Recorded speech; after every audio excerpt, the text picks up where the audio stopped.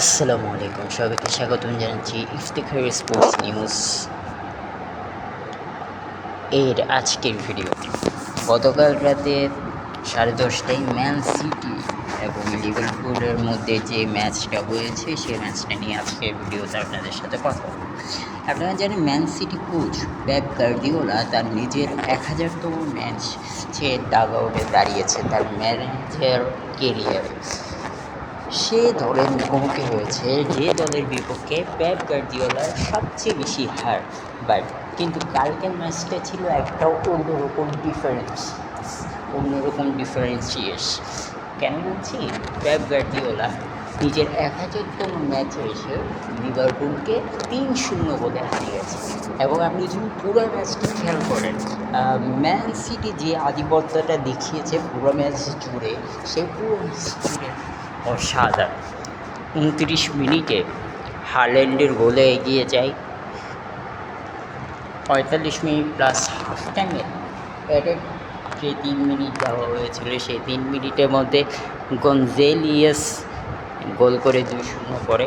এবং সেকেন্ড হাফের মাঝখান অর্থাৎ 63 মিনিটে ডোকুর গোলে 63 মিনিট 3-0 গোলে ম্যাচ যায়।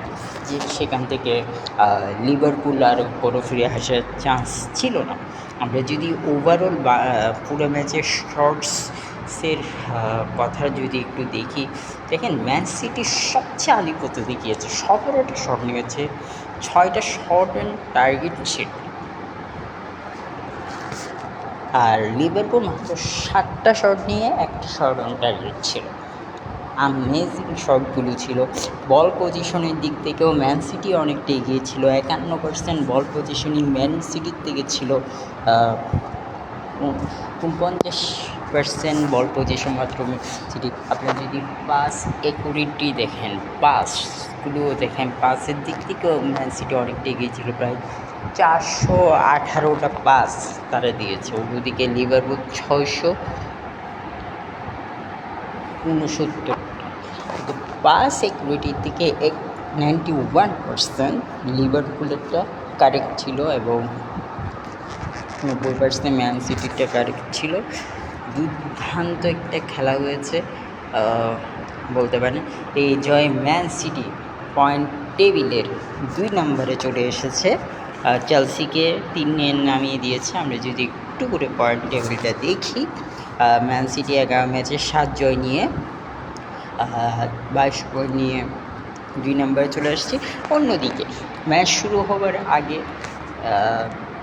লিভারপুল ছিল 6 নম্বরে লিভারপুল ছিল। এখন সেই লিভারপুল গতকালকে রাতে এই ম্যাচটা হারার কারণে তারা 8 নম্বরে চলে গিয়েছে। 11 ম্যাচে 6 জয় নিয়ে 5 হার নিয়ে 18 পয়েন্টই তারা আছে। তো আপনার কাছে ম্যাচের এক্সাইটিং মুহূর্ত কোনটা ছিল জানাতে পারেন কমেন্ট বক্সে। সবাই ভালো থাকবেন। আসসালামু আলাইকুম।